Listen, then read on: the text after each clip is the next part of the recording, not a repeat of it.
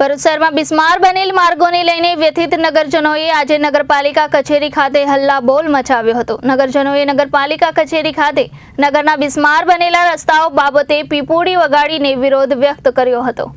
નગરજનો દ્વારા નગરપાલિકામાં રજૂઆત કરવામાં આવી હતી કે મહિમદપુરા બાયપાસ સહિતના મોટાભાગના વિસ્તારોમાં રસ્તાઓ પર મોટા ખાડાઓ પડી ગયા છે। ખરેખર તો રસ્તાઓ બિસ્માર બની જતા નવા બનાવવાની જરૂર છે, છતાં તેના પરના ખાડા પૂરીને રિપેરિંગ કરવાની કામગીરી પણ નથી થતી।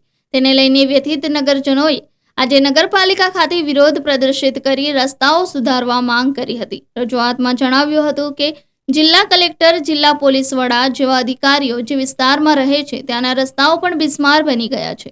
રજૂઆતમાં ભરૂચના ધારાસભ્ય રમેશભાઈ મિસ્ત્રીને પણ અનુરોધ કરી બિસ્માર રસ્તાઓ બાબતે યોગ્ય પગલાં લેવા માંગ કરવામાં આવી હતી। વધુમાં જણાવાયું હતું કે નગરપાલિકાને નાગરિકો નિયમિત વેરાઓ ચૂકવે છે, ત્યારે નગરપાલિકા રસ્તાઓ જેવી સુવિધા બાબતે કેમ આ ખાડા કાન કરે છે। જો થોડા સમયમાં નગરના રસ્તાઓ દુરસ્ત નહીં થાય તો નગરજનો દ્વારા ગાંધી ચિંધ્યા માર્ગે આંદોલન કરવાની ચીમકી ઉચ્ચારવામાં આવી હતી।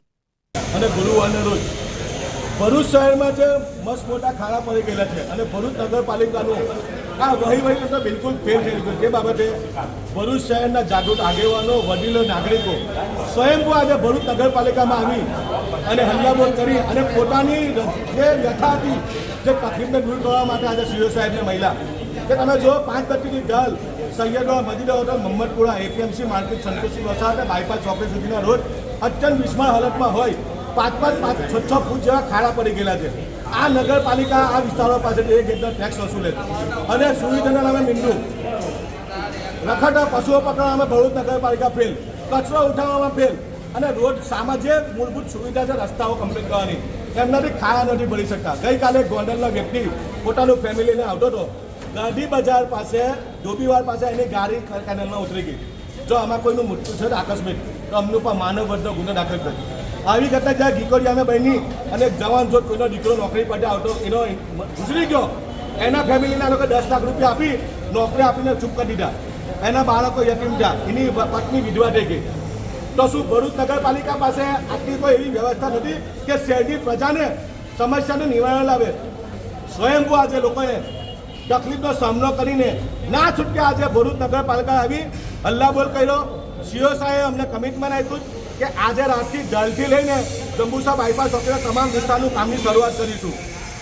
સાહેબે કમિટમેન્ટ આપ્યું કે જ્યાં જરૂર પડશે ત્યાં બ્લોક મારીશું, બાકીના ખાડા અમે એવું કહીએ કે ખાડા તો ભરો, અને જો ભરૂચ નગરપાલિકા પાસે ખાડા ભરવાની હેસિયત ના હોય તો ભરૂચની પ્રજા બહુ સખી છે, અમને તો અમે આ ખાડા ભરીશું।